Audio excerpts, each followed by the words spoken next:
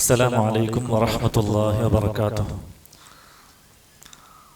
إن الحمد لله نحمده ونستعينه ونؤمن به ونتوكل عليه ونعوذ بالله من شرور أنفسنا ومن سيئات أعمالنا.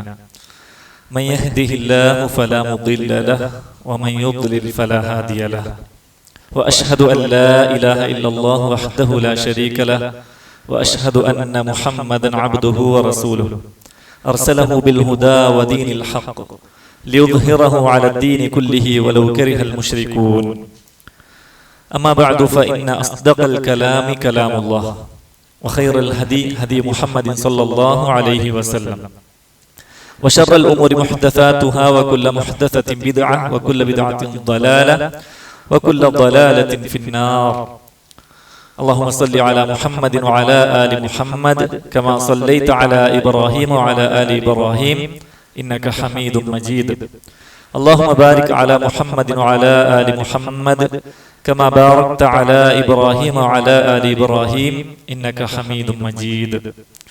عباد الله، أوصيكم إياي أولا بتقوى الله. ഏറെ പുണ്യം നിറഞ്ഞ നാളുകളിലൂടെയാണ് നമ്മൾ നീങ്ങിക്കൊണ്ടിരിക്കുന്നത്. റബ്ബ് സുബ്ഹാനഹു വ തആല അവനിലേക്ക് കൂടുതൽ അടുക്കുവാനും അവന്റെ മഹത്തായ പാപമോചനം നേടിയെടുക്കുവാനുമുള്ള എല്ലാവിധ കർമ്മങ്ങളും എല്ലാവിധ നന്മകളും അള്ളാഹു നമുക്ക് ഏകി അനുഗ്രഹിക്കുമാറാകട്ടെ. ളുഹർ നിസ്കാരം കഴിഞ്ഞു. നമ്മൾ ഒരു ദീനിയായ സദസ്സിലാണ്. അതിന്റെ മഹത്വം ഒരുപാടുണ്ട് അല്ലെ. അള്ളാഹുവിന്റെ പള്ളിയിലേക്ക് ഒരു വ്യക്തി എന്തെങ്കിലും ഒരു ഖൈർ പഠിക്കാൻ വേണ്ടിയിട്ട് വന്നു കഴിഞ്ഞാൽ എന്താ അതിന്റെ പ്രതിഫലം? ഹദീസിൽ കാണാം, ഹജ്ജ് ചെയ്ത പ്രതിഫലം എന്നാണ്. സുബ്ഹാനല്ലാഹ്. അള്ളാഹു നമുക്ക് ആ പ്രതിഫലം നൽകുമാറാകട്ടെ. പറയുന്നതും കേൾക്കുന്നതുമായ ഓരോ നന്മകളും ജീവിതത്തിൽ പകർത്തുവാനുള്ള നല്ല തൗഫീഖ് നൽകി അനുഗ്രഹിക്കുമാറാകട്ടെ. നമ്മൾ ഇന്ന് സംസാരിക്കുന്നത് നമ്മുടെ വിശ്വാസത്തെ കുറിച്ചാണ്. റമളാനിൽ നമ്മൾ നേടിയെടുക്കുന്നത് എന്താ? തഖ്വയാണ്. ലഅല്ലകും തത്തഖൂൻ. ഈമാൻ വർദ്ധിപ്പിക്കണം, നന്മകൾ പരമാവധി കൊണ്ടുവരണം ജീവിതത്തിലേക്ക്, തിന്മകൾ ജീവിതത്തിൽ നിന്ന് പാടെ ഒഴിവാക്കണം. അതിനാണ് റമളാൻ. ആ നിലക്ക് നമ്മൾ കൊണ്ടുവരുന്ന, നമ്മൾ നന്നാക്കുന്ന നന്മകളിൽ ഏറ്റവും ഉത്തമമായ നന്മ ഏതാണ്? നമ്മുടെ ഈമാനാണ് അല്ലെ. ഇസ്ലാം കാര്യങ്ങളിൽ ഒന്നാമത്തെ ഏതാ? ആ ഷഹാദത്തു അല്ലാ ഇലാഹ ഇല്ലല്ലാഹ് വ അന്ന മുഹമ്മദർ റസൂലുള്ളാഹ്. അപ്പൊ ഇത് നന്നായാലേ ബാക്കിയൊക്കെയും നന്നാവുകയുള്ളൂ അല്ലെ. ഇതിന് കോട്ടം സംഭവിക്കുന്നുണ്ട് എങ്കിൽ അത് വലിയ പ്രശ്നമാണ്.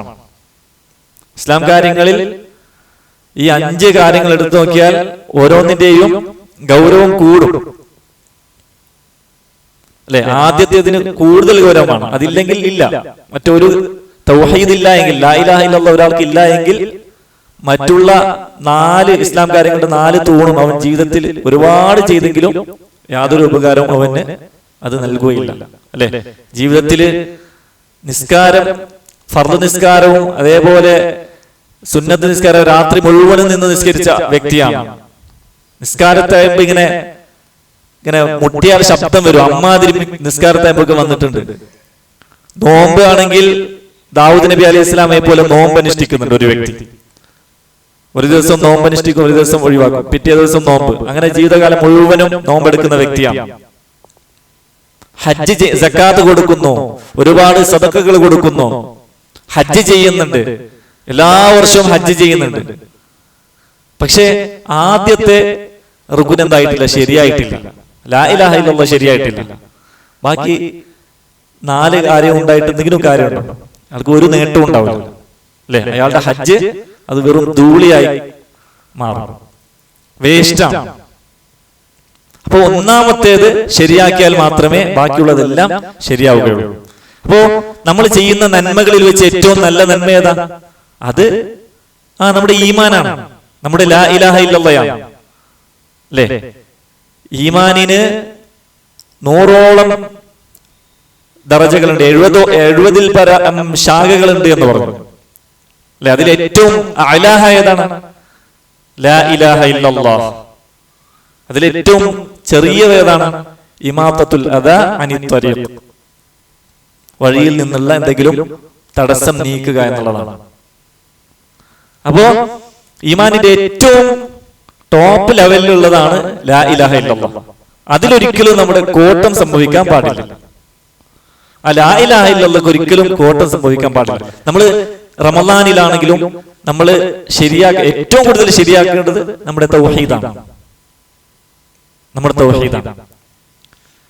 അതെങ്ങനെ? എനിക്കെന്റെ റബ്ബ് മാത്രം, എന്റെ എല്ലാ പ്രയാസങ്ങളിലും അവനാണ് ഖനിയായിട്ടുള്ളത്, ബാക്കിയുള്ളവർക്കൊന്നും കഴിയൂല. മനുഷ്യന്മാരൊക്കെയും ഫക്കീറുകളാണ്. ആ നിലക്ക് ഒരു മനുഷ്യൻ തൗഹീദിനെ യഥാവിധി ശരിപ്പെടുത്തുക എന്നുള്ളതാണ്. അപ്പൊ തൗഹീദിന് കോട്ടം സംഭവിക്കുന്ന ചില വാക്കുകൾ, നമ്മുടെ അഖീദയെ കോട്ടം സംഭവിക്കുന്ന അല്ലെങ്കിൽ ദുർബലപ്പെടുത്തുന്ന ചില വാക്കുകളെ കുറിച്ചാണ് ഇന്നത്തെ ക്ലാസ്സിൽ സൂചിപ്പിക്കുവാനുള്ളത്. ചില വാക്കുകൾ. അപ്പൊ നാവിന് എന്തുണ്ട്? നാവിന് വലിയ ഗൗരവമുണ്ട്. ഒരുപാട് വ്യക്തികൾ, ഒരുപാട് മനുഷ്യന്മാര് നാളെ പരലോകത്ത് നരകത്തിൽ പ്രവേശിക്കേണ്ടി വരിക അവന്റെ നാവ് കൊണ്ടാണ്. നാവ് കാരണത്താൽ ഒരുപാട് മനുഷ്യന്മാരെന്താവും? അവർ നരകത്തിൽ പ്രവേശിക്കേണ്ട അവസ്ഥ വരുമെന്നാണ്. ലുഖ്മാനുൽ ഹക്കീം, സൂറത്തുൽ ലുഖ്മാനിൽ പറയപ്പെടുന്ന ലുഖ്മാനുൽ ഹക്കീം. അപ്പോ അദ്ദേഹം ആരായിരുന്നു? അദ്ദേഹം വലിയ ജ്ഞാനിയായിരുന്നു, നല്ല യുക്തിയുള്ള ദിഷണാശാലിയായിരുന്നു അദ്ദേഹം. അദ്ദേഹത്തെ കുറിച്ച് പറയപ്പെടാറുള്ളത് അദ്ദേഹം ഒരു അടിമയായിരുന്നു. ഈജിപ്തിനും സുദാനും ഇടയിലുള്ള ഒരു പ്രദേശത്തായിരുന്നു അദ്ദേഹത്തിന്റെ സ്ഥലം, നൗബ എന്ന് പറയുന്ന സ്ഥലം. അപ്പൊ അദ്ദേഹം ഒരു അടിമയായിരുന്നു, കറുത്ത വംശജനായിരുന്നു, കാണാൻ തീരെ ചൊറുക്കില്ലാത്ത മനുഷ്യനാണ്. അപ്പോ അദ്ദേഹത്തിന്റെ യജമാനന്റെ കീഴിൽ അടിമയായി അദ്ദേഹം കഴിഞ്ഞിരുന്നു. പക്ഷെ അദ്ദേഹത്തിന്റെ അടുക്കലേക്ക് ഒരുപാട് ആൾക്കാർ ഒരുപാട് ആൾക്കാര് പഠിക്കാൻ വേണ്ടിയിട്ടും അദ്ദേഹത്തെ കണ്ട് ഒരുപാട് കാര്യങ്ങൾ അറിഞ്ഞ് പോകും, പഠിച്ചിട്ട് പോകും. വലിയ വലിയ ആൾക്കാരൊക്കെ വരാൻ തുടങ്ങി. അപ്പൊ ഇത് കണ്ട യജമാനൻ ഒരു സ്വാഭാവികമായിട്ടും ഉണ്ടാകുന്ന ഒരു സംഗതി ഉണ്ടായി. യജമാനൻ അതൊരു അസൂയ പോലെ മാനുഷികമായിട്ട് അങ്ങനെ തോന്നി. എന്താ, ഞാൻ യജമാനൻ ഉണ്ടാകുമ്പോ എന്റെ അടിമയുടെ അടുക്കലാണല്ലോ ആൾക്കാർ വരുന്നത്. അപ്പോ അദ്ദേഹം ഒരു പരീക്ഷണം നടത്തി. ഏതായാലും വലിയ കാര്യമാക്കിയിട്ടില്ല യജമാനൻ. അങ്ങനെ ഒരു അവസരം ഒരുക്കി. അദ്ദേഹത്തിന്റെ എല്ലാവരും ഇങ്ങനെ വരുമ്പോ അദ്ദേഹത്തിന്റെ ഇൽമിനായ ആ യജമാനനും എന്ത് ചെയ്തു? അംഗീകരിച്ചു കൊടുത്തു. എന്നിട്ട് ഒരു അവസരം ഒരുക്കി കൊടുത്തു. എന്താ പറഞ്ഞ, ഞാനൊരു ആട്ടിനെ അറക്കാം. അറുത്തു കഴിഞ്ഞാൽ ലുക്മാൻ അവറുകളോട് പറഞ്ഞു, നീ എന്ത് ചെയ്യണം? നീ ഇതിലുള്ള ഏറ്റവും ഉത്തമമായ ശ്രേഷ്ഠമായ 2 അവയവം എനിക്ക് കൊണ്ടുവരണം. അതേപോലെ ഈ ആട്ടിൽ നിന്നുള്ള ഏറ്റവും ദുഷിച്ച, ഏറ്റവും മോശപ്പെട്ട 2 അവയവം കൊണ്ടുവരണം എന്ന് പറഞ്ഞു. അപ്പോൾ ലുക്മാൻ അവറുകൾ എന്ത് ചെയ്തു?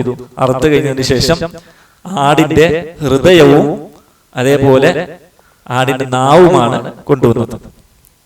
2 അവയവങ്ങളാണ് കൊണ്ടുവന്നത്. ഓരോന്നിനും 2 അവയവങ്ങൾ കൊണ്ടുവരാനാ പറഞ്ഞത്. പക്ഷെ ഇദ്ദേഹം 2 അവയവമാണ് കൊണ്ടുവന്നത്. കൽബും ലിസാനുമാണ് അദ്ദേഹം കൊണ്ടുവന്നത്. എന്നിട്ട് പറഞ്ഞു, ഇതാ ഇതില് ഈ അവയവം ഉണ്ടല്ലോ, ഇത് നന്നായാൽ ഇതിനോളം നന്നാവുന്ന ഏറ്റവും ശ്രേഷ്ഠമായ ഒരു അവയവം മറ്റൊന്നില്ല. ഇത് മോശമായി കഴിഞ്ഞാൽ ഈ 2 അവയവങ്ങൾ മോശമായി കഴിഞ്ഞാൽ ഇതിനോളം മോശമാകുന്ന ഒരു അവയവവും ഇല്ല എന്ന് പറഞ്ഞു. അപ്പൊ ഇത് യജമാനന് കേട്ട് വലിയ സന്തോഷമുണ്ടായി. അങ്ങനെ എന്ത് ചെയ്തു? അദ്ദേഹത്തെ മോചനം ചെയ്തു എന്നാണ്. അദ്ദേഹം മോചിപ്പിച്ചു, അടിമത്തത്തിൽ നിന്ന് അദ്ദേഹത്തെ മോചിപ്പിച്ചു എന്നാണ്, സന്തോഷം കൊണ്ട്. അങ്ങനെ അദ്ദേഹം നാട്ടിൽ കഴിയുമ്പോൾ കൂടുതൽ ആൾക്കാരൊക്കെ പെറ്റുപെരുകി എന്ന് പറയില്ല, അങ്ങനെ വളരെ വിദൂരത്ത് നിന്നൊക്കെ ആൾക്കാർ വരാൻ തുടങ്ങി.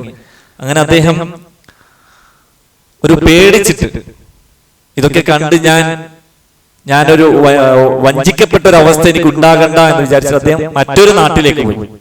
മറ്റൊരു നാട്ടിലേക്ക് പോകുന്നത് ദാവൂദ് നബി അലൈഹി ഇസ്ലാമയുടെ നാട്ടിലേക്കാണ്. ദാവൂദ് നബി അലൈഹി ഇസ്ലാമയുടെ നാട്ടിലേക്ക്. ദാവൂദ് നബി അലൈഹി ഇസ്ലാമക്ക് ലഭിച്ച മുഅ്ജിസത്ത് എന്താ? ഇരുമ്പ് കുറെ ഇരുമ്പുണ്ടാവും. ദാവൂദ് നബി അലൈഹി ഇസ്ലാം എന്ത് ചെയ്യും? അത് അദ്ദേഹം ഉദ്ദേശിക്കുന്ന രീതിയിൽ അത് വളഞ്ഞു കിട്ടും. അങ്ങനെ ഒരുപാട് ആയുധങ്ങൾ, പടയങ്കി അതൊക്കെ ഉണ്ടാക്കിയിട്ട് ആൾക്കാർക്ക് കൊടുക്കുന്നതാണ്. അപ്പോ ഇത് കണ്ടു നിൽക്കുന്ന ജനങ്ങള് ആകെ അമ്പരന്ന് ഒരുപാട് ചോദ്യങ്ങളും ഒരുമാതിരിയുള്ള കാട്ടിക്കൂട്ടലുകളൊക്കെ ഇത് കണ്ടു നിൽക്കുന്ന ആൾക്കാരിൽ നിന്ന് അദ്ദേഹം കാണാം. എന്നാൽ ലുക്മാൻ അവറുകൾ ഇങ്ങനെ ഇത് ശ്രദ്ധിച്ചിങ്ങനെ ഇരിക്കുന്നു. ദാവൂദ് നബി അലൈഹി സ്വലാം ഓരോ പ്രോസസ്സിലൂടെ ഇങ്ങനെ കടന്നു പോകുമ്പോ ഇദ്ദേഹം ലുക്മാനുൽ ഹക്കീം എന്നുള്ള ആ യുക്തി ദിഷണാശാലിയായ മനുഷ്യനെയും നോക്കിയിരിക്കുന്നു. അപ്പൊ ഇത് ദാവൂദ് നബി അലൈഹി സ്വലാമും ശ്രദ്ധിച്ചു. മറ്റുള്ളവരൊക്കെ ചോദ്യങ്ങൾ ചോദിക്കുമ്പോ ഇദ്ദേഹം ഒന്നും ചോദിക്കുന്നുമില്ല, ഒരു അമ്പരപ്പും ആശ്ചര്യവും ഒന്നും അദ്ദേഹത്തിൽ കാണുന്നുമില്ല. അപ്പോ ചോദിച്ചു, എന്താണ് താങ്കൾക്ക് എന്തേ ഒരു സംശയവുമില്ലേ, താങ്കൾക്ക് ഇതിലൊരു ആശ്ചര്യവും ഇല്ലേ എന്നാണ് ചോദിക്കുന്നത്. അപ്പൊ അദ്ദേഹം കൊടുത്ത മറുപടി, ലുക്മാൻ അവറുകൾ ദാവൂദ് നബി അലൈഹി സ്വലാമക്ക് കൊടുത്ത മറുപടി, നിങ്ങള് കാര്യങ്ങളൊക്കെ ചെയ്യുമ്പോ ഞാൻ ശ്രദ്ധിക്കാറുണ്ട്. അപ്പോ ഒരു കാര്യം സംശയമുണ്ട് എങ്കിൽ അത് ചോദിക്കേണ്ടത് എപ്പോഴാണ്? അല്ലെ, അത് കഴിഞ്ഞതിന് ശേഷമാണ്, കാര്യങ്ങളൊക്കെ ചെയ്ത് തീർന്നതിന് ശേഷമാണ്. നിങ്ങളെ ഇടയിൽ കൂടെ ചോദ്യം ചോദിച്ച് നിങ്ങളെ ബുദ്ധിമുട്ടിക്കുന്നത് ശരിയല്ല. എന്നാൽ ഒരു കാര്യം പൂർത്തീകരിച്ചിട്ടാണ് സംശയമുണ്ട് എങ്കിലാണ് ചോദിക്കേണ്ടത് എന്ന് പറഞ്ഞത്ര. അപ്പൊ അദ്ദേഹത്തിന് എന്തുണ്ടാവില്ല? സംശയമൊന്നും ഉണ്ടാവില്ല. ലുക്മാൻ അവറുകൾക്ക് ചെയ്ത് തീർന്നു കഴിയുമ്പോ അദ്ദേഹത്തിന് സംശയമൊന്നും ബാക്കിയുണ്ടാവില്ല. അതുകൊണ്ട് അദ്ദേഹം ചോദിക്കൂല എന്നാണ്. അപ്പൊ ഈ ഉത്തരം കേട്ടിട്ട് ദാവൂദ് നബി അലൈഹി സ്വലാമക്ക് വല്ലാത്ത ഒരു സന്തോഷവും ആശ്ചര്യവും ഒക്കെ തോന്നി. അങ്ങനെയാണ് ദാവൂദ് നബി അലൈഹി സ്വലാം തന്റെ മകനായ ആരാണ്? സുലൈമാൻ നബി അലൈഹി സ്വലാമയെ ലുക്മാൻ അവറുകളുടെ അടുക്കലേക്ക് പഠിക്കാൻ വിടുന്നത്. ലുക്മാൻ അവറുകൾ അദ്ദേഹത്തിന്റെ യുക്തി കണ്ട് ദാവൂദ് നബി അലൈഹി സ്വലാം എന്തെയാണ്? തന്റെ മോനായ, അദ്ദേഹം രാജാവാണ് അല്ലെ, സുലൈമാൻ നബി അലൈഹി സ്വലാമയെ ലുക്മാൻ അവറുകളുടെ അടുക്കൽ വിടുന്നത്. അതുകൊണ്ടാണ് സുലൈമാൻ നബി അലൈഹി സ്വലാമക്ക് ദാവൂദ് നബിയെക്കാളും എന്തുണ്ടായിരുന്നു? ഫഹം ഉണ്ടായിരുന്നു എന്നാണ്. എന്നാണ് ഖുർആൻ പ്രയോഗിച്ചിട്ടുള്ളത്. ഒരുപാട് അറിവുണ്ടായിരുന്നു, ഒരുപാട് മനസ്സിലാക്കാനുള്ള കഴിവുണ്ടായിരുന്നു സുലൈമാൻ നബി അലൈഹി സ്വലാമക്ക് എന്നാണ്. അത് ലുക്മാൻ അവറുകളുടെ ഈ ശിഷ്യത്വമാണ്. ഏതായാലും നമ്മൾ ചരിത്രം ഒന്നിങ്ങനെ സൂചിപ്പിച്ചൊന്ന് മാത്രം. നമ്മളുടെ വിഷയം അദ്ദേഹം ആദ്യം പറഞ്ഞ ആ വാക്കാണ്. ഏതാണ്? ഒരു മനുഷ്യനിൽ ഏറ്റവും ഉത്തമമായ ശ്രേഷ്ഠമായ അവയവം എന്നുള്ളത് അതവന്റെ ഹൃദയവും നാവുമാണ്. ഏറ്റവും മോശപ്പെട്ടതോ ഹൃദയവും നാവുമാണ്. അപ്പോ നാവിനാലുള്ള നമ്മളെ അഖീദയെ ബാധിക്കുന്ന ചില കാര്യങ്ങളാണ് സൂചിപ്പിക്കുവാനുള്ളത്. നബി സല്ലല്ലാഹു അലൈഹി വസല്ലം പറഞ്ഞു. അപ്പൊ നമ്മൾ റമളാനിൽ ഓരോ കാര്യങ്ങൾ നമ്മുടെ അമലുകളൊക്കെ ശരിയാക്കുമ്പോൾ ഈ കാര്യങ്ങൾ കൂടി നമ്മൾ ശ്രദ്ധിക്കാൻ വേണ്ടിയിട്ടാണ് സൂചിപ്പിക്കുന്നത്. അല്ല, നമ്മളുടെ ഓരോ വാക്കും എന്താണ്? ഒരു വിശ്വാസി എന്ന നിലക്ക് നമ്മൾ എന്ത് ശ്രദ്ധിക്കണം? നമ്മുടെ നാവ് എല്ലില്ലാത്തതാണ് എന്ന് വിചാരിച്ച് ഒരു ലൈസൻസ് ഇല്ലാത്ത അവസ്ഥ ഉണ്ടാകാൻ പാടില്ല. എന്തും പറയുന്ന അല്ലെ, എന്നും നമ്മുടെ നാവ് ഒരു ബ്രെയിനുമായിട്ട് കണക്ട് ചെയ്തിട്ടായിരിക്കണം എന്ത് ചെയ്യണ്ടേ? കൽബിൽ നിന്ന് വരുന്ന വാക്കായിരിക്കണം അല്ലെ. നമ്മുടെ നാവ് നമ്മൾ സംസാരിക്കുന്നതിന് മുമ്പ് നമ്മളുടെ സംസാരത്തിന്റെ മുതലാളി നമ്മളാണ്, അല്ലെ? യജമാനൻ നമ്മളാണ്. അതിന് നമുക്ക് തടയാൻ പറ്റും. പക്ഷേ നമ്മൾ നാവിൽ നിന്ന് സംസാരിച്ചു കഴിഞ്ഞാൽ ആ വാക്കിന്റെ മുതലാളി നമ്മളാണോ? അതിന്റെ ഉടമസ്ഥൻ നമ്മളല്ല. പിന്നെ അത് എന്താവും നമുക്ക് പറയാൻ പറ്റില്ല. അത് ചിലപ്പോൾ പിടിച്ചു നിൽക്കാനൊന്നും പറ്റൂല. അതാണ് നാവിന്റെ അപകടം. അപ്പോ നമ്മൾ വിശ്വാസികൾ എന്ന നിലക്ക് അല്ലാഹ് പറഞ്ഞില്ലേ, മാ യൽഫിദു മിൻ ഖൗലിൻ ഇല്ലാ ലദൈഹി റഖീബുൻ അതീദ്. നമ്മൾ ഓരോ വാക്കും ഉച്ചരിക്കുമ്പോൾ അതെല്ലാം കൃത്യമായി രേഖപ്പെടുത്തുന്നുണ്ട് എന്നുള്ള ബോധ്യം വിശ്വാസിക്ക് വേണം, അല്ലെ? അപ്പോ ചില വാക്കുകൾ കൊണ്ടുണ്ടാവും, ഒരൊറ്റ വാക്ക് കൊണ്ട് നരകത്തിൽ എത്തും. ഒരൊറ്റ വാക്ക്. ബാക്കി നിസ്കരിക്കുന്ന ആളാണ്, ശരിയാണ്, ഹജ്ജ് ചെയ്യുന്നുണ്ട്, ലാ ഇലാഹ ഇല്ലല്ലാഹ് ഉഷാറാണ്. പക്ഷെ ഒരു ഒറ്റ വാക്ക് കൊണ്ട് നരകത്തിലേക്ക് ആപതിച്ചു പോകുന്ന അവസ്ഥകൾ ഉണ്ടാകാറുണ്ട് എന്നാണ് റസൂലുള്ളാഹി സ്വല്ലല്ലാഹു അലൈഹി വസല്ലമ പറയുന്നത്. അത് ഇമാം ബുഖാരി റഹിമഹുല്ലാഹ് ഉദ്ധരിക്കുന്ന ഹദീസിൽ അബൂ ഹുറൈറ റളിയല്ലാഹു അൻഹു പറയാണ്, നബി സല്ലല്ലാഹു അലൈഹി വസല്ലം പറഞ്ഞു, വ ഇന്നൽ അബ്ദ ലയതകല്ലമു ബിൽ കലിമതി, ഒരു അടിമ സംസാരിക്കും, ഒരു വാക്ക് സംസാരിക്കും, എന്നിട്ട് ആ വാക്കിനെ കുറിച്ച് ലാ യുൽഖി ലഹാ ബാല, ആ വാക്കിനെ കുറിച്ചിട്ട് വലിയ ഗൗനിച്ചിട്ടൊന്നും ഉണ്ടാവില്ല, വലിയ കാര്യമായിട്ടൊന്നല്ല പറഞ്ഞത്, വലിയ കാര്യമാക്കിയിട്ടൊന്നല്ല പറഞ്ഞത്. ഇങ്ങനെ ഒരു വാക്ക് പറഞ്ഞു, പക്ഷേ തഹ്വീ ബിഹി സബഈന ഖരീഫൻ ഫിന്നാർ, നരകത്തിന്റെ അടിത്തട്ടിലേക്ക് അദ്ദേഹം ആ വാക്ക്, ആ കലിമത്ത് അയാളെ വലിച്ചു കൊണ്ടുപോകുന്നതാണ്. അല്ലാഹു നമ്മളെ കാത്തുരക്ഷിക്കുമാറാകട്ടെ, അല്ലെ? അപ്പോ അത്തരം വാക്കുകൾ, നമ്മുടെ വിശ്വാസത്തെ ബാധിക്കുന്ന ചില വാക്കുകൾ, അത് നമ്മുടെ ജീവിതത്തിൽ നിന്ന് നമ്മൾ വരാതെ സൂക്ഷിക്കുക എന്നുള്ളത് നമ്മുടെ ബാധ്യതയാണ്. അതിൽ ഒന്നാമത്തെ കാര്യം എന്നുള്ളത് റബ്ബിനെ പഴിക്കുക എന്നുള്ളതാണ്. റബ്ബിനെ തെറി പറയാ, നമ്മുടെ അള്ളാഹുവിനെ, അല്ലെ? നമുക്കെല്ലാം നൽകി നമ്മെ പോറ്റി വളർത്തുന്ന, നമുക്ക് എല്ലാ അനുഗ്രഹങ്ങളും നൽകിയ, നമ്മൾക്ക് ഏറ്റവും നല്ല ദീന് തന്ന, അല്ലെ? നമ്മളൊന്നും അറിയാതെ തന്നെ നമ്മൾ തെറ്റ് ചെയ്യുമ്പോൾ പോലും നമുക്ക് ശ്വാസവും അങ്ങനെ എല്ലാ അനുഗ്രഹങ്ങളും നമുക്ക് നൽകുന്ന ആ റബ്ബിനെ കുറിച്ച് തെറി പറയുക എന്നുള്ളത്, അല്ലെ? ചില ആളുകൾ അങ്ങനെയാണ്, റബ്ബിനെ കുറിച്ച് തെറി പറയാ, അതല്ലെങ്കിൽ റബ്ബിനെ ശപിക്കുക,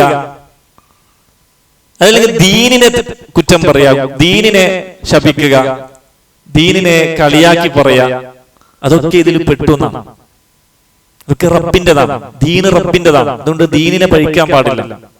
നമ്മുടെ സോഷ്യൽ മീഡിയയിൽ ചില കോളേജുകളിലെ പെൺകുട്ടികളോടൊക്കെ ചോദ്യം ചോദിക്കുമ്പോൾ അവർ ഉത്തരം പറഞ്ഞ വാക്കുകൾ നമ്മൾ കേട്ടതാണ്. മഅദല്ലാഹ്, അല്ലെ? അങ്ങനെ നിസ്കരിക്കാതെ നമ്മള് മുസ്ലിം ആവുന്നില്ല എങ്കിൽ അങ്ങനത്തെ ഒരു മതം വേണ്ട എന്നൊക്കെ പറയുന്ന എത്ര ഗൗരവമുള്ള വിഷയമാണ്, എത്ര ഗൗരവമുള്ള വാക്കാണ്, അല്ലേ? അപ്പോ മതം നമ്മൾ എന്തെങ്കിലും ഒരു കാര്യത്തിൽ നിന്ന് തടയുന്നു എങ്കിൽ അത് നമ്മുടെ ഖൈറിനാണ്. അതിന്റെ പേരിൽ നമ്മൾ മതത്തെ കുറ്റം പറയാ, മതത്തെ മോശമായി പറയാ, മതത്തെ ശപിക്കുക, അങ്ങനെ എന്തെങ്കിലും ഉണ്ട് എങ്കിൽ അത് നമ്മുടെ ജീവിതത്തിലുള്ള കുഫ്റാണ്. നമ്മുടെ അഖീദ പൊളിഞ്ഞു പോകും, നമ്മുടെ വിശ്വാസം, ഈമാൻ പൊളിഞ്ഞു പോകുന്ന കാര്യമാണത് എന്ന് നമ്മൾ മനസ്സിലാക്കണം. ചില ആളുകൾ എന്തെങ്കിലും അപകടം ബാധിക്കുമ്പോ, അല്ലെ, എന്തെങ്കിലും മുസീബത്ത് ബാധിക്കുമ്പോ അങ്ങനെ പറയും, കുറ്റം പറയും, റബ്ബിനെ കുറ്റം പറയും.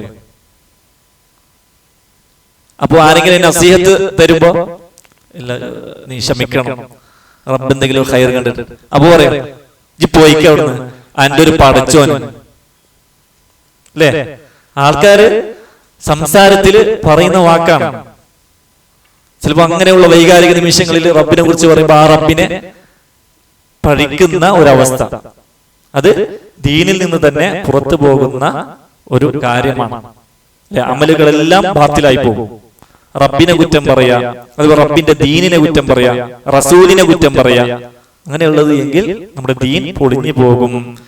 കാലാകാലം നമ്മുടെ അമലുകളെല്ലാം പൊളിഞ്ഞു പോയാൽ കാലാകാലം നരകത്തിൽ കഴിയേണ്ടി വരും. ശിർക്ക് മാത്രമല്ല, അല്ലെ, നരകത്തിൽ നിത്യവാസികളാകുന്നത് ശിർക്ക് ചെയ്യുന്നവർ മാത്രമല്ല, കുഫറിന്റെ ആൾക്കാരും നരകത്തിൽ നിത്യവാസികളാണ്. അപ്പൊ ഇത് അള്ളാഹുവിനെ പഴിക്കുന്ന ആൾക്കാർ, അള്ളാഹുവിനെ ശപിക്കുന്ന അല്ലെങ്കിൽ അള്ളാഹുവിന്റെ ദീനിനെ ശപിക്കുന്ന ആൾക്കാർ അവരെന്തായും അവർ കാലാകാലം നരകത്തിൽ കഴിയേണ്ടി വരും എന്നുള്ളതാണ്. പിന്നെ അല്ലാഹു സുബ്ഹാനഹു വ തആല ഖുർആനിൽ പറയുന്നുണ്ട് സൂറത്തു തൗബയിൽ, ഖുൽ അബില്ലാഹി വആയാതിഹി വറസൂലിഹി കുൻതും തസ്തഹ്സിഊൻ. നിങ്ങൾ അള്ളാഹുവിനെ കൊണ്ടും അവന്റെ ആയാത്തുകളെ കൊണ്ടും അവന്റെ റസൂലിനെ കൊണ്ടും നിങ്ങൾ തമാശ പറയാണോ, നിങ്ങൾ കളിയാക്കി പറയാണോ എന്നാണ്. അതിൽ നിങ്ങൾ കളിതമാശ കളിക്കാണോ? ലാ തഅ്തദിറു ഖദ് കഫർതും ബഅദ ഈമാനിക്കും. ഇത് ഈ ആയത്ത് ഇറങ്ങുന്നത് മുനാഫിക്കുകളുടെ വിഷയത്തിലാണ്. ചില മുനാഫിക്കുകൾ നബി സല്ലല്ലാഹു അലൈഹി വസല്ലമയെ ചില കൽപ്പനകൾ അവർ എന്ത് ചെയ്തു, അവർ കളിയാക്കി പറഞ്ഞു. അപ്പോൾ അല്ലാഹു ഇറക്കാണ്, ഖുൽ അബില്ലാഹി വആയാതിഹി വറസൂലിഹി കുൻതും തസ്തഹ്സിഊൻ. നിങ്ങൾ അല്ലാഹുവിനെ കൊണ്ടും അല്ലാഹുവിന്റെ റസൂലിനെ കൊണ്ടും അവന്റെ ആയാത്തുകളെ കൊണ്ടും നിങ്ങൾ കളിയാക്കുകയാണ്, കളിതമാശ കളിക്കുകയാണോ? എന്നിട്ട് പറയാണ് ലാ തഅ്തദിറു ഖദ് കഫർതും ബഅദ ഈമാനിക്കും. നിങ്ങൾക്ക് ഈമാൻ കിട്ടിയതിനു ശേഷം നിങ്ങൾ കുഫറിലായിരിക്കുന്നു, കാഫിറായി പോയി. അപ്പൊ അവര് പറഞ്ഞു എന്നാണ്, എന്ത് ഇന്നമാൻ കുന്നാ നഖൂദു വനൽഅബ്, നമ്മൾ തമാശക്ക് പറഞ്ഞതാണ്, നമ്മൾ കാര്യമായിട്ട് പറഞ്ഞല്ല, തമാശക്ക് പറഞ്ഞതാണെന്നാണ് അവര് പറഞ്ഞത്. അപ്പൊ അള്ളാഹ് എന്ത് പറഞ്ഞില്ല? അള്ളാഹ് അല്ലല്ല, അവര് കളവ് പറയാണ്, അവര് സത്യമായിട്ടും പറഞ്ഞതാണ് എന്നൊന്നല്ല പറഞ്ഞത്, മറിച്ച് കളിതമാശ പറഞ്ഞാലും എന്തായി, കാഫിറായി പോകുന്ന കാര്യമാണ് എന്നാണ് ഈ ആയത്തിലൂടെ പഠിപ്പിക്കുന്നത്. ശൈഖുൽ ഇസ്ലാം മുഹമ്മദ് ബിൻ അബ്ദുൽ വഹാബ് റഹിമഹുല്ലാ തന്റെ നവാഖിദുൽ ഇസ്ലാം, ഇസ്ലാം പൊളിഞ്ഞു പോകുന്ന കാര്യം എന്നുള്ള പഠിപ്പിക്കുന്ന ഗ്രന്ഥത്തിൽ ഒരു നാഖിലായിട്ട് പഠിപ്പിച്ചത് ഈ കാര്യമാണ്. ദീനിന്റെ കാര്യത്തെ എന്തെങ്കിലും അള്ളാഹുവിനെയോ റസൂലിനെയോ ഒക്കെ പഴിക്കുക, ലാനത്ത് ചെയ്യുക, കളിതമാശയായിട്ട് എടുക്കുക എന്നുള്ളത് അത് ഗൗരവത്തിൽ നമ്മൾ കാണേണ്ട വിഷയമാണ്. അപ്പോ ഇത് നമ്മൾ പറയുക മാത്രല്ല, അത്തരം വോയിസുകളൊക്കെ നമ്മൾ ഷെയർ ചെയ്യാം, അല്ലെ? അത്തരം വോയിസുകൾ ഒരു തമാശക്ക് ഇങ്ങനെ ഷെയർ ചെയ്യാം. ദീനിനെ കളിയാക്കുന്ന, നിസ്കാരത്തെ കളിയാക്കുന്ന എത്ര നമുക്ക് വെറും കോമഡിയാണ് ആ വീഡിയോകളൊക്കെ. പക്ഷേ നമ്മുടെ ദീന് തന്നെ പോകുന്ന ഒരു അവസ്ഥയുണ്ടാകും. അല്ലാഹു കാത്തുരക്ഷിക്കുമാറാകട്ടെ. നിസ്കാരത്തെ എന്തെങ്കിലും കളിയാക്കുന്ന ഒരു മനുഷ്യന് ഇങ്ങനെ നിന്നിട്ടുണ്ടാവും. എല്ലാവരും റുക്കുവിലേക്ക് പോകുമ്പോ ഈ മനുഷ്യൻ ബാക്കിലേക്ക് പോകണം, ആള് തിരിഞ്ഞു നിന്നതാണ്. അപ്പൊ എന്താ, അതൊരു കളിയാക്കലാണ്. നമുക്ക് കളിതമാശകളൊക്കെ പറ്റും, പക്ഷേ ദീനിന്റെ വിഷയത്തിൽ ഒരിക്കലും കളിതമാശ പാടില്ല എന്നാണ് ദീൻ നമുക്ക് നിഷ്കർഷിക്കുന്നത്. അപ്പോൾ അത് ഗൗരവത്തിൽ തന്നെ എടുക്കുക. അത് നമ്മളും ആ നിലയ്ക്ക് ശീലിക്കുക, നമ്മളുടെ കുടുംബത്തെയും ആ നിലയ്ക്ക് ശീലിപ്പിക്കുക, മക്കളെയും നമ്മളുടെ കുടുംബത്തേക്ക് ആ നിലയ്ക്ക് ശീലിപ്പിക്കുക. ദീനിന്റെ വിഷയത്തിൽ ഒരിക്കലും അത്തരം കളിതമാശകൾ പാടില്ല എന്നുള്ളത്. രണ്ടാമത്തേത്, അള്ളാഹുവിനെയും സൃഷ്ടികളെയും ഒരു കാര്യത്തിൽ ചേർത്തി പറയാം. അതെങ്ങനെ? പിന്നെ മാഷാ അല്ലാഹു വശിഅ്ത എന്ന് പറഞ്ഞു. ഒരു വ്യക്തി വന്നിട്ട് നബി സല്ലല്ലാഹു അലൈഹി വസല്ലമയോട് പറയാണ്, മാഷാ അല്ലാഹു വശിഅ്ത, നബിയെ അള്ളയെ നിങ്ങൾ ഉദ്ദേശിച്ചാൽ സംഗതി നടക്കുമെന്ന് പറഞ്ഞു. നമ്മളും അറിയില്ലേ, വല്ല പൈസക്കാരനോട് കളക്ഷനൊക്കെ പോയിട്ട് അങ്ങനെ പറയാൻ പാടില്ല എന്നാണ്. അപ്പൊ ഒരുമിച്ച് പറയാൻ പാടില്ല. അള്ളാഹ് നിങ്ങൾ ഉദ്ദേശിച്ചാല് നമുക്ക് ആ പള്ളി പെട്ടെന്ന് ഉണ്ടാവും, ആചാര്യ. അള്ളാഹ് നിങ്ങൾ ഉദ്ദേശിച്ചാല് പള്ളി പെട്ടെന്ന് വരും, അല്ലെങ്കിൽ ഇന്ന സ്ഥാപനം പെട്ടെന്ന് നമുക്ക് ഉഷാറാക്കി എടുക്കാം. അങ്ങനെയല്ല പറയേണ്ടത്, അങ്ങനെ പറയാൻ പാടില്ല, അല്ലേ? അപ്പൊ അറബിയിൽ അത് വാവ് എന്നാണ്, മാഷാ അല്ലാഹു വശിഅ്ത. അതേപോലെ അർജുല്ലാഹ, അർജൂക വ അർജുല്ലാഹ്, ഞാൻ നിങ്ങളെയും അള്ളാഹിനെയാണ് പ്രതീക്ഷിക്കുന്നത് എന്ന വാക്ക്, അല്ലെ? ആകെയുള്ള പ്രതീക്ഷ അള്ളാഹ് നിങ്ങളാണ്. തമാശ ഇങ്ങനെ പറയൂലേ, പക്ഷെ അങ്ങനെ പറയാൻ പാടില്ല, ഒരുമിച്ച് പറയാൻ പാടില്ല. അള്ളാഹ് കഴിഞ്ഞാൽ അങ്ങനെ പറയാം. ഒരുമിച്ച് പറയുമ്പോ അതിലുള്ള ഒരു പ്രശ്നം എന്ന് വെച്ചാൽ യൂഹിമു തശ്ബീഹ വൽ മുസാവാത്ത്, അതൊരു തുല്യത തോന്നിപ്പിക്കും. അപ്പൊ തുല്യത തോന്നിപ്പിക്കുന്ന ഒരു വാക്ക് നമ്മൾ പറയാൻ പാടില്ല എന്നാണ്. അള്ളാഹ് കഴിഞ്ഞാൽ പിന്നെ നിങ്ങളാണ് പ്രതീക്ഷിക്കുന്നത്, ആ രീതിയിൽ പറയാം. അള്ളാഹ് കഴിഞ്ഞാൽ മനുഷ്യന്മാർ. അത് എന്താ? അത് മഫ്ഹൂമാണ്, ആൾക്കാർക്ക് മനസ്സിലാവുന്ന കാര്യം. അല്ലാഹു നിങ്ങളാണ് അങ്ങനെ പറയുമ്പോൾ അതൊരു തുല്യതപ്പെടുത്തലുണ്ട് അല്ലെ, തുല്യപ്പെടുത്തലുണ്ട്. അത് നമ്മൾ ഒഴിവാക്കണം എന്നുള്ളതാണ്. അപ്പൊ നബി സല്ലല്ലാഹു അലൈഹി വസല്ലമയോട് ഈ മനുഷ്യൻ ഇങ്ങനെ പറഞ്ഞപ്പോ മാഷാ അല്ലാഹു വശിക്ത എന്ന് പറഞ്ഞപ്പോ നബി സല്ലല്ലാഹു അലൈഹി വസല്ലം തിരുത്താണ്, ഗൗരവത്തിൽ തിരുത്താണ്. എങ്ങനെ തിരുത്തി? അജഅൽതനി ലില്ലാഹി നിദ്ദൻ, നീ എന്നെ അള്ളാഹുവിലേക്ക് തുല്യപ്പെടുത്തുകയാണോ, നിദ്ദുണ്ടാക്കുകയാണോ, എന്നെയും അള്ളാഹുവിനെ നീ തുല്യപ്പെടുത്തുകയാണോ എന്നാണ് അള്ളാഹുവിന്റെ റസൂൽ സല്ലല്ലാഹു അലൈഹി വസല്ലമ ചോദിക്കുന്നത്. എന്നിട്ട് പറഞ്ഞു മാഷാ അല്ലാഹു വഹ്ദ, അള്ളാഹു മാത്രം ഉദ്ദേശിച്ചാൽ എന്ന് പറയും എന്നാണ്.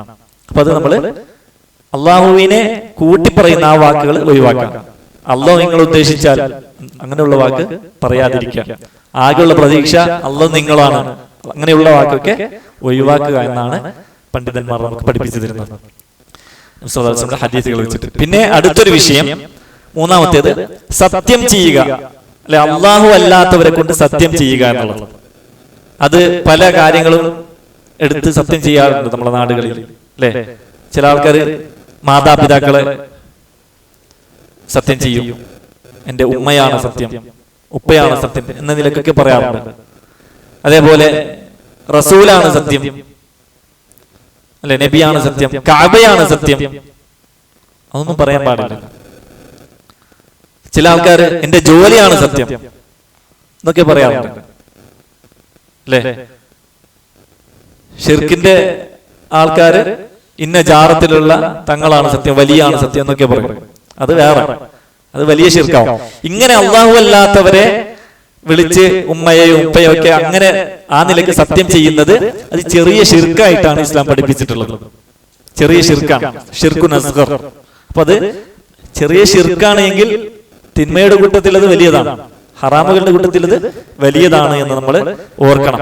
നബി സല്ലല്ലാഹു അലൈഹി വസല്ലമയുടെ അടുക്കൽ ഒരു വ്യക്തി വന്നിട്ട് അദ്ദേഹം പറഞ്ഞു യഹ്ലിഫു ബി അബിഹി, അദ്ദേഹം വാപ്പാനെ കൊണ്ട്, അദ്ദേഹത്തിന്റെ ഉപ്പയെ കൊണ്ട് സത്യം ചെയ്തു. അപ്പൊ നബി സല്ലല്ലാഹു അലൈഹി വസല്ലം ഇത് കേട്ട ഉടനെ നബി സല്ലല്ലാഹു അലൈഹി വസല്ലം പറഞ്ഞു ഇന്നല്ലാഹ യൻഹാകും അൻ തഹ്ലിഫു ബി ആബായിക്കും, അല്ലാഹു സുബ്ഹാനഹു വ തആല നിങ്ങളുടെ പിതാക്കളെ കൊണ്ട് സത്യം ചെയ്യുന്നത് നിരോധിച്ചിരിക്കുന്നു.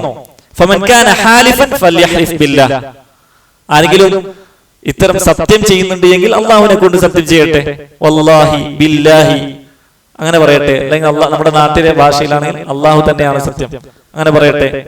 ഔലിയസ്മുത്, അതല്ലെങ്കിൽ മിണ്ടാതിരിക്കട്ടെ. സത്യം പിന്നെ ആരെ കൊണ്ടും ചെയ്യാൻ പറ്റൂല, അള്ളാഹുവിനെ കൊണ്ട് മാത്രമേ സത്യം ചെയ്യാൻ പറ്റുകയുള്ളൂ എന്നാണ്. അപ്പോ അത് നമ്മള് ഗൗരവത്തിലെടുക്കുക. ഇമാം തിർമിദി ഉദ്ധരിക്കുന്ന ഹദീസിൽ നബി സല്ലല്ലാഹു അലൈഹി വസല്ലം പറയാണ് മൻ ഹലഫ ബിഗൈരില്ലാഹി ഫഖദ് കഫറ ഔ അശ്റക, അവൻ കുഫ്ർ ചെയ്തു അതല്ലെങ്കിൽ ശിർക്ക് ചെയ്തു എന്നാണ്. ഇത് ചെറിയ ശിർക്കാണ്. പക്ഷേ ആ അത്തരം വിശ്വാസത്തിലാണ് മറ്റുള്ള ദർഗകളെയും വലിയകളെയും അത്തരം ശക്തികളെയൊക്കെ വെച്ച് സത്യം ചെയ്യുകയാണെങ്കിൽ അത് വലിയ ശിർക്കാണ് അല്ലെ. നമുക്ക് കാണാം നാട്ടില് ചില ആൾക്കാരോട് വല്ലാഹി പറയാൻ പറഞ്ഞാൽ കൂളായിട്ട് കളവ് പറയും. വല്ലാഹി ഒന്നും കൂടി ഉറപ്പിക്കാൻ വേണ്ടിട്ട് എന്ത് ചെയ്യും, ഇന്ന ജാറത്തിലുള്ള തങ്ങളെ കൊണ്ട് സത്യം ചെയ്യും. ആള് വിറച്ചു, ആള് പേടിക്കും അല്ലെ. അവിടെ എന്തായി, ആ പേടിയും അത്തരത്തിലുള്ള സത്യം ചെയ്യലൊക്കെ അത് വലിയ ശിർക്കായിട്ട് മാറും. അപ്പൊ അത് ഗൗരവത്തിൽ നമ്മൾ കാണുക, അള്ളാഹുവിനെ കൊണ്ട് മാത്രമേ സത്യം ചെയ്യുക. നാലാമത്തെ ഒരു വിഷയം, നമ്മളുടെ വാക്കിൽ നമ്മൾ സൂക്ഷിക്കേണ്ടത്, നമ്മൾ ഒരാളോട് പറയണം എന്നെ നീ ആക്രമിച്ചതുപോലെ അള്ളാഹു നിന്നെയും ആക്രമിക്കട്ടെ എന്നുള്ളതാണ്. അങ്ങനെ അള്ളാഹു നിന്നെയും ആക്രമിക്കട്ടെ എന്ന് പറയാൻ പാടില്ല. അക്രമം അല്ലെ, ദുൽമ്, അത് അള്ളാഹുവിന് ചേർന്നതല്ല. അതേപോലെ എന്നെ നീ വഞ്ചിച്ചില്ലേ, അള്ളയും നിന്നെ വഞ്ചിക്കട്ടെ എന്ന് പറയാൻ പാടില്ല എന്നാണ്. ഈ അക്രമം, വഞ്ചന, ഖിയാനത്ത് എന്ന് പറയും. ദുൽമും ഖിയാനത്തും അതെന്തല്ല, അള്ളാഹുവിന് ചേർന്ന സിഫത്തല്ല. അക്രമികൾക്ക് അള്ളാഹു ശിക്ഷ കൊടുക്കൂലേ? കൊടുക്കും, തീർച്ചയായും കൊടുക്കും. പ്രതികാരം അള്ളാഹു നടത്തും അല്ലേ. വലാ തഹ്സബന്ന അല്ലാഹ ഗാഫിലൻ അമ്മാ യഅമലു ളാലിമൂൻ, അക്രമികളായ ആളുകൾ ചെയ്യുന്നതിനെ കുറിച്ച് അള്ളാഹു അശ്രദ്ധനാണ് എന്ന് നിങ്ങൾ ഒരിക്കലും വിചാരിക്കണ്ട. മറിച്ച് നീട്ടി നീട്ടി വെക്കാണ്, പ്രതികാരം ചെയ്യാൻ വേണ്ടിയിട്ട് അള്ളാഹു നീട്ടി നീട്ടി വെക്കാണ്. പക്ഷെ അള്ളാഹു ചെയ്യുന്നത് അക്രമമാണോ? ഒരു അക്രമിക്ക് നേരെ ചെയ്യുന്നത് അക്രമമാണോ? ഒരിക്കലുമല്ല. കാരണം അള്ളാഹു സുബ്ഹാനഹു വ തആല വലാ യദ്ലിമു റബ്ബുക അഹദ, അള്ളാഹു ഒരാളെയും അക്രമം പ്രവർത്തിക്കൂല. അല്ലെ, അക്രമം എന്ന് പറഞ്ഞാൽ എന്താ? ക്രമം തെറ്റിക്കുക, നീതിക്ക് വിരുദ്ധമാണ് അക്രമം എന്നുള്ളത്. അല്ലെ, അനീതിയാണ് അക്രമം എന്നുള്ളത്, അനീതിയാണ്. അപ്പൊ അള്ളാഹുവിന്റെ ഭാഗത്ത് നിന്ന് ഒരിക്കലും എന്തുണ്ടാവില്ല, ഒരു അക്രമം, അനീതി ഉണ്ടാവുകയില്ല. അള്ളാഹുവിന്റെ ഭാഗത്ത് നിന്ന് അക്രമം ഉണ്ടാവില്ല. കാരണം അള്ളാഹു സുബ്ഹാനഹു വ തആല തന്റെ സ്വന്തത്തിന് അക്രമത്തെ ഹറാമാക്കിയിട്ടുണ്ട്, ദുൽമിനെ സ്വന്തത്തിന് ഹറാമാക്കിയിട്ടുണ്ടെന്നാണ് ഹദീസിൽ കാണാം. അപ്പോ അങ്ങനെ നമ്മൾ പ്രയോഗിക്കാൻ പാടില്ല നമ്മളുടെ വാക്കില്. അല്ലെ, അസ്അലുല്ലാഹ അൻ യദ്ലിമക കമാ ദലംതനി, നീ എനിക്ക് ആക്രമിച്ചതുപോലെ അല്ലാഹു നിന്നെ ആക്രമിക്കട്ടെ, അനീതി കാണിക്കട്ടെ. നീ എന്നോട് അനീതി കാണിച്ചതുപോലെ അല്ലാഹു നിന്നോട് അനീതി കാണിക്കട്ടെ എന്ന് പറയാൻ പാടില്ല. അള്ളാഹു എന്തെങ്കിലും ശിക്ഷിക്കുന്നുണ്ട് എങ്കിൽ, ആർക്കെങ്കിലും പ്രതികാരം ചെയ്യുന്നുണ്ടെങ്കിൽ അത് അള്ളാഹുവിനെ സംബന്ധിച്ചിടത്തോളം അക്രമമല്ല, അനീതിയല്ല. കാരണം അള്ളാഹുവിന് അതിനുള്ള യോഗ്യതയുണ്ട്. അല്ലെ, അള്ളാഹു എല്ലാം നൽകിയിട്ട് പിന്നീട് തെറ്റുകൾ ചെയ്താൽ അത് അവന്റെ തെറ്റാണ്, അള്ളാഹുവിന്റെ തെറ്റല്ല. അള്ളാഹു നേരത്തെ പറഞ്ഞിട്ടുണ്ട് ഇങ്ങനെ ചെയ്താൽ ശിക്ഷിക്കപ്പെടും എന്നുള്ളത് അള്ളാഹ് പറഞ്ഞതാണ്. അതുകൊണ്ട് അള്ളാഹ് ചെയ്യുന്നത് ഒരിക്കലും അനീതിയല്ല, അക്രമമല്ല. അതുകൊണ്ട് ആ അക്രമം എന്നുള്ള പദം അള്ളാഹുവിലേക്ക് ചേർത്തി പറയാൻ പറ്റൂല. അഞ്ചാമത്തെ ഒരു കാര്യം, കാലത്തെ കുറ്റം പറയാം. അല്ലെ, കാലം അത് എന്ത് തന്നെ ആയാലും, ചിലപ്പോ നമ്മൾ മഴ കൂടി പോയാല് എന്തൊരു മഴക്കാലം, എന്തൊരു മഴയാണ്. അല്ലെ, തണുപ്പ് കൂടിയാല് തണുപ്പിനെ പഴുക്കും, ചൂട് കൂടിയാല് അതിനെ കുറിച്ച് ഇങ്ങനെ പറഞ്ഞുകൊണ്ടിരിക്കും. അതല്ലെങ്കിൽ ദാരിദ്ര്യം, അങ്ങനെ എന്തെങ്കിലും ബുദ്ധിമുട്ട്, അങ്ങനെയൊക്കെ വരുമ്പോ ആ കാലത്തെ കുറിച്ച് ഒരിക്കലും നമ്മൾ പഠിക്കാൻ പാടില്ല, ദുഷിച്ചത് പറയാൻ പാടില്ല. അല്ലെ, അത് എന്ത് തന്നെ ആയാലും. ഇമാം ബുഖാരിയും മുസ്ലിമും റഹിമഹുമുല്ലാഹ് ഉദ്ധരിക്കുന്ന ഹദീസിൽ അബൂ ഹുറൈറ റളിയല്ലാഹു അൻഹു പറയാണ്, നബി സല്ലല്ലാഹു അലൈഹി വസല്ലം പറഞ്ഞു, അല്ലാഹ് പറഞ്ഞു, അല്ലാഹുവിൽ നിന്ന് ഉദ്ധരിക്കുന്ന ഹദീസാണ്, ഖുദ്സിയായ ഹദീസ്. അല്ലാഹ് എന്താ പറയാണ്? യുദീനി ഇബ്നു ആദം, മനുഷ്യൻ എന്നെ ബുദ്ധിമുട്ടിക്കുന്നു. അതെങ്ങനെ? യസുബ്ബു ദഹർ, കാലത്തെ അവൻ പഴിക്കുന്നു, കാലത്തെ അവൻ ദുഷിച്ചത് പറയുന്നു, ചീത്ത പറയുന്നു. വഅന ദഹർ, ഞാനാണ് കാലം. ഞാനാണ് കാലം എന്ന് പറഞ്ഞാൽ എന്താ അതിന്റെ ഉദ്ദേശം? ഉഖല്ലിബുൽ ലൈല വന്നഹാർ, ഞാനാണ് ഈ രാത്രികളെയും പകലുകളെയും മാറ്റിമറിക്കുന്നത്. ആരാണ്? ഞാനാണ്. അല്ലാഹ് പറയാം. അപ്പൊ ഒരിക്കലും നമ്മൾ കാലത്തെ കുറ്റം പറയാൻ പാടില്ല എന്നുള്ളതാണ്. ഇത് വ്യാപകമാണ്. അല്ലെ, മുസ്ലിമീങ്ങൾക്കിടയിൽ ഒരുപാട് ഇത്തരം കാര്യങ്ങൾ നമുക്ക് കാണാൻ സാധിക്കും. പ്രത്യേകിച്ചും കവിമാർ അവരുടെ കവികളിൽ എന്ത് ചെയ്യും? അല്ലെ, കാമുകിനെ കിട്ടില്ല എങ്കിൽ അന്നത്തെ രാത്രിയെ കുറിച്ച് മോശമായിട്ട് പറയും, അതല്ലെങ്കിൽ ആ കാലത്തെ കുറിച്ച് വളരെ മോശമായിട്ട് പറയും. ഉംറുൽ ഖൈസിന്റെ കവിതകളിലൊക്കെ കാണാം, അലാ അയ്യുഹൽ ലൈലു തവീലു അലൻജലി ബിസുബ്ഹിൻ വമൽ ഇസ്ബാഹു മിൻകാ ബിഅംസലി. രാത്രിയോട് പറയാം, എന്തൊരു നീണ്ട രാത്രി ഇത്, ഒന്ന് സുബയായിക്കൂടെ? സുബയായിട്ടും അല്ലെ പുലർച്ചെ ആയിട്ടും വലിയ വായുതൊന്നുമില്ല, നിന്നെക്കാളും നല്ലതൊന്നും അല്ല പകല്, എന്നാലും ഈ രാത്രി ഒന്ന് തീർന്നു കിട്ടിയാൽ മതിയായിരുന്നു എന്ന നിലക്ക് ഉംറുൽ ഖൈസ് പാടാണ്. അപ്പോ ആ നിലക്ക് നമ്മളുടെ വാക്കുകളിൽ അത്തരം നമ്മൾക്ക് എന്ത് കഷ്ടപ്പാടാണെങ്കിലും, അല്ലെ, ചിലപ്പോ സീസൺ കുറവാണ്, കച്ചവടത്തിന്റെ സീസൺ കുറവാണ്, അപ്പൊ ആ കാലത്തെ നമ്മൾ എന്ത് ചെയ്യാൻ പാടില്ല? കുറ്റം പറയാൻ പാടില്ല. അള്ളാഹുവാണ് കാലത്തെ മാറ്റിമറിക്കുന്നവൻ. അത് അള്ളാഹുവിനെ ബുദ്ധിമുട്ടിക്കലാണ് നമ്മൾ. വെച്ചാൽ അള്ളാഹുവിന് ബുദ്ധിമുട്ടാവുകയില്ല, മറിച്ച് നമ്മളുടെ വിഷയത്തിൽ അത് കുറ്റകരമായി മാറും എന്നുള്ളതാണ്. മറ്റൊരു വിഷയം, പ്രാർത്ഥിക്കുമ്പോൾ നമ്മൾ പ്രാർത്ഥിക്കുമ്പോൾ അള്ളാഹുവിനോട് പ്രാർത്ഥിക്കാം.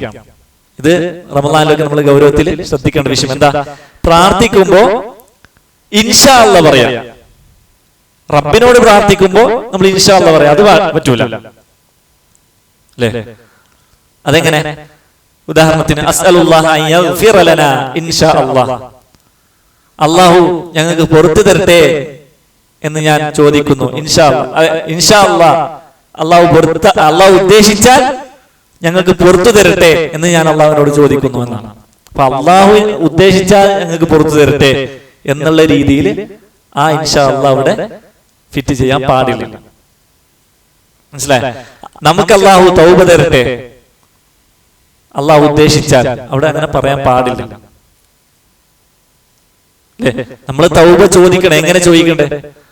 ഉറച്ച വിശ്വാസത്തോട് റബ്ബ് എനിക്ക് തരും, റബ്ബ് എനിക്ക് പാപമോചനം നൽകും എന്നുള്ള ഉറച്ച തീരുമാനത്തോടു കൂടി തന്നേ മതിയാകൂ എന്നുള്ള നിലക്ക് റബ്ബിനോട് യാചിച്ച് വാങ്ങണമെന്നാണ് ദുആഇനെ കുറിച്ച്, പ്രാർത്ഥനയെ കുറിച്ച് നമ്മളോട് പഠിപ്പിക്കപ്പെട്ടിട്ടുള്ളത്. അല്ലേ? നബി സല്ലല്ലാഹു അലൈഹി വസല്ലം പറഞ്ഞു, ലാ യഖുൽ അഹദുകും അല്ലാഹുമ്മഗ്ഫിർലി ഇൻ ശിഅത, അല്ലാഹുവേ നീ ഉദ്ദേശിച്ചാൽ നീ എനിക്ക് പുറത്തു താ റബ്ബേ എന്നൊരിക്കലും ഒരാളും പറയരുത്. ഇത് ഇമാം ബുഖാരിയും മുസ്ലിമും ഉദ്ധരിക്കുന്ന ഹദീസാണ്. അതേപോലെ അല്ലാഹുമ്മ റഹംനി ഇൻ ശിഅത, അല്ലാഹുവേ നീ ഉദ്ദേശിച്ചാൽ നീ എനിക്ക് റഹ്മത്ത് ചൊരിയണേ റബ്ബേ എന്ന് പ്രാർത്ഥിക്കരുത് എന്നാണ്. നീ ഉദ്ദേശിച്ചാൽ, അപ്പൊ അള്ളാഹ്ക്ക് വേണ്ടിയിട്ടാണ് നമ്മൾ ചോദിക്കണേ. നമ്മളുടെ പാപങ്ങൾ പുറത്തു കിട്ടാന്നുള്ളത് നമ്മുടെ ആവശ്യമല്ലേ? ഇത് ചോദിക്കുമ്പോ എന്താ അതിന്റെ ഒരു അല്ലെ ഒരു ലെവല് വേറെ.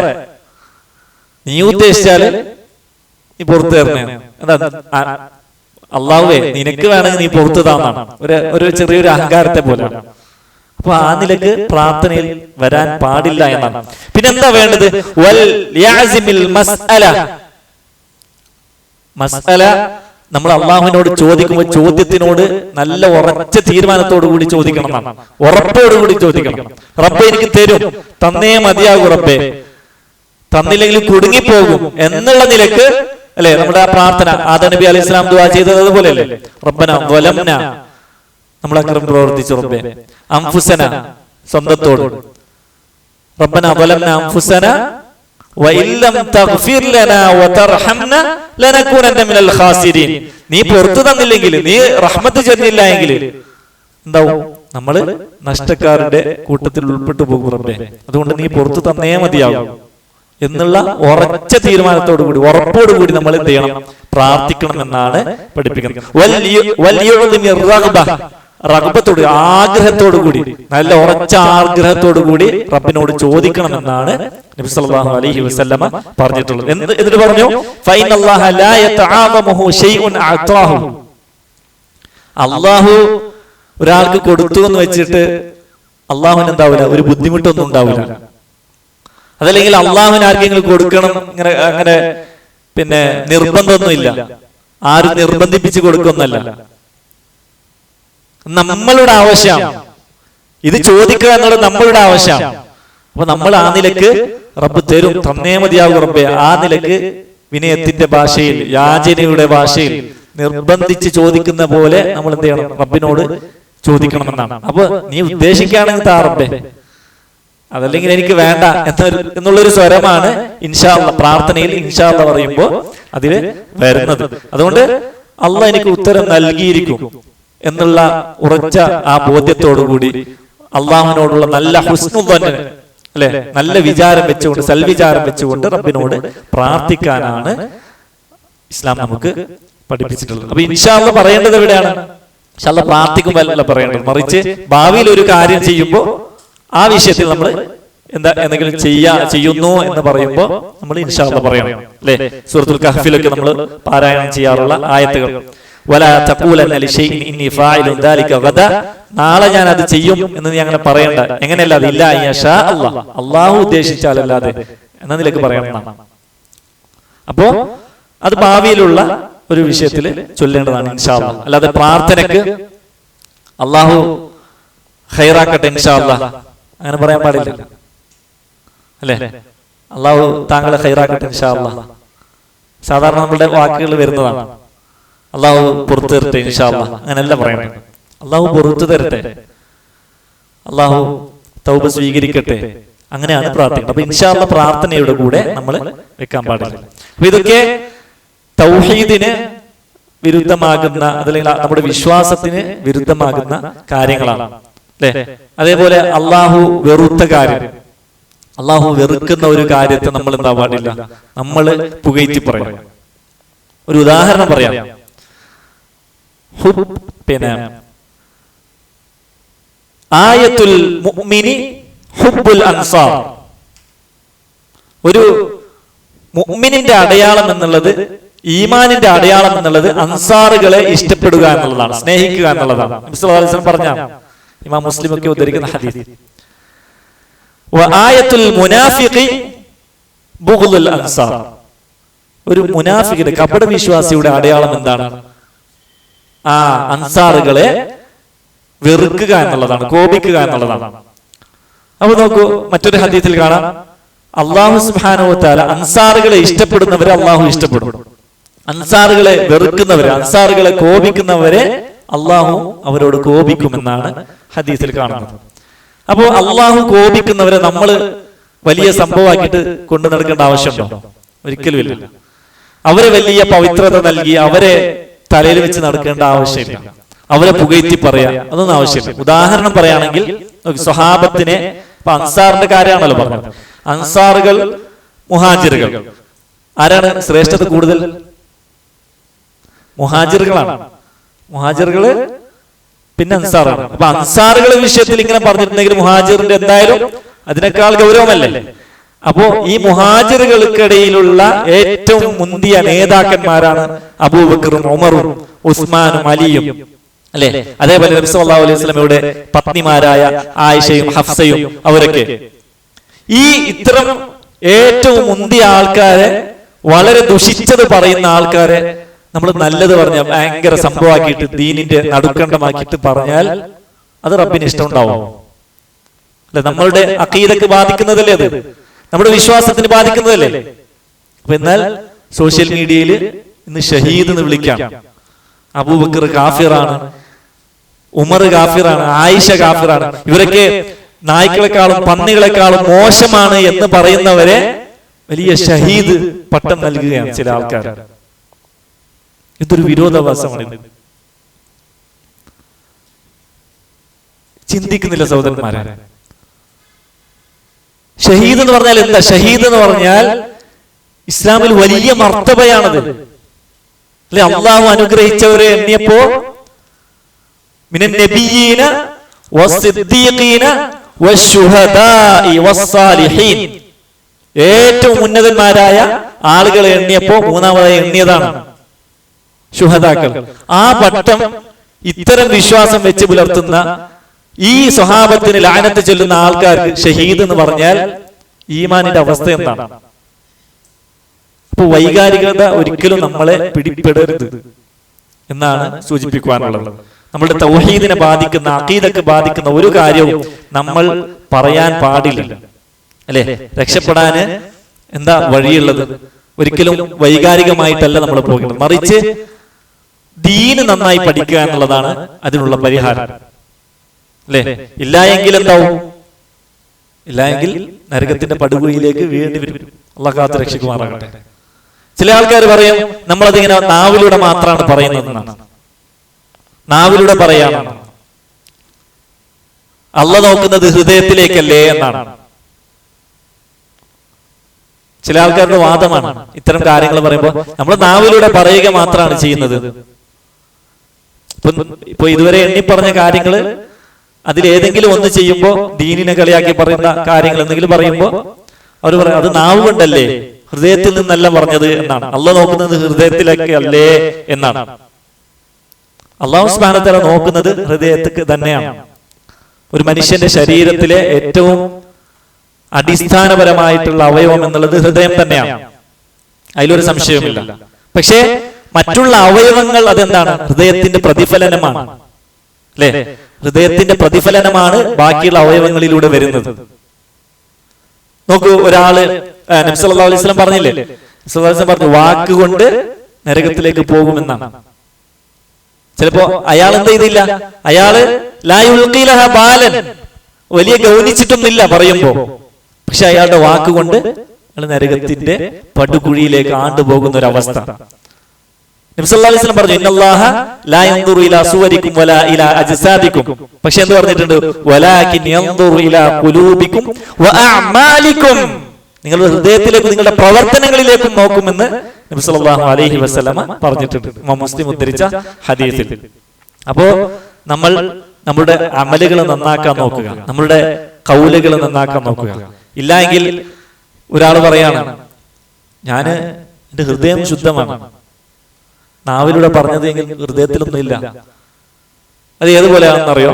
ഒരാൾ പറയാണ്, കള്ളും കുടിച്ച് ടൈറ്റായിട്ട് ഒരാൾ പറയാണ്, അയാള് പൂസായിട്ട് ഇങ്ങനെ പറയാണ്, എന്റെ വയറ്റിൽ മാത്രമേ കള്ളുള്ളൂ, ഹൃദയത്തിലൊന്നും ഇല്ല എന്ന് പറഞ്ഞാൽ എങ്ങനെ ഉണ്ടാവും? എന്റെ വയറ്റില് നിറയെ കള്ളാണെങ്കിൽ ഹൃദയത്തിൽ നിറയെ ഈമാൻ എന്ന് പറയുന്നവന്റെ അവസ്ഥ എന്താ? അതുപോലെയാണ്. അത് ഈമാൻ കുറഞ്ഞുകൊണ്ടേയിരിക്കും. അത് അഹ്ലുസുന്നയുടെ വിശ്വാസമാണ്. തിന്മ ചെയ്യുമ്പോൾ ഒരാളുടെ ഈമാൻ യൻഖുസു ബി മഅസിയത്തില്ലാ വയസീദു ബി ത്വാഅത്തില്ലാ. അതാണ് ഈമാൻ. അപ്പോൾ നമ്മൾ ശ്രദ്ധിക്കുക, നമ്മളുടെ ഹൃദയം അത് ശുദ്ധമാണ് എങ്കിൽ, സുരക്ഷിതമായിട്ടുണ്ട് എങ്കിൽ നമ്മളുടെ അമലുകളൊക്കെ എന്താവും? അത് ശുദ്ധമാകും, സുരക്ഷിതമാകും എന്നാണ് നമ്മൾ മനസ്സിലാക്കേണ്ടത്. നബി സല്ലല്ലാഹു അലൈഹി വസല്ലം പറഞ്ഞില്ലേ?